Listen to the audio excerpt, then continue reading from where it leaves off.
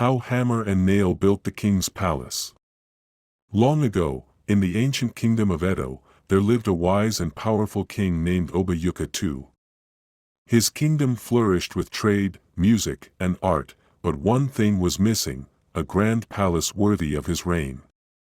The king summoned all the tools of the land and declared, "Whichever among you can build me a palace that will stand for generations shall be honored as the greatest of all tools." When the tools heard this, they began to quarrel among themselves. The saw boasted, "Without me, no wood can be shaped." The chisel sneered, "Without me, carvings cannot be made." The axe roared, "I cut the trees from the forest. Without me, no palace can begin." But in the corner sat the hammer and the nail, two friends who were often mocked by the other tools. The saw called them simple and dull. The chisel laughed, "Hammer only knows how to strike, and nail only knows how to hide its head in wood. What use are they?" The king's challenge. The Oba gave the tools one moon cycle to prove themselves. Each tool rushed into the forest, eager to show its strength. The axe cut the tallest irako trees, the saw sliced planks, the chisel carved patterns, but none could hold the wood together. Each night, the planks fell apart, scattered by the wind. The palace walls could not rise. The humble helpers stepped forward. One evening, Hammer spoke to Nail. "Brother, they laugh at us, but perhaps it is time we show them that strength lies not in boasting but in unity." The next morning, Hammer and Nail approached the king. "Great Oba," they said, "allow us to try." The king, curious, gave his blessing.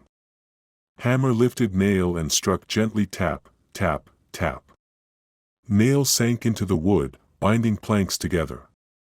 One by one, they joined beams, doors, and rafters. The palace began to rise firm, tall, and unshakable. The other tools watched in awe. Without Hammer's guiding force and Nail's willingness to hold fast, the palace walls would crumble. The completed palace. After many weeks, a magnificent palace stood in the heart of Benin.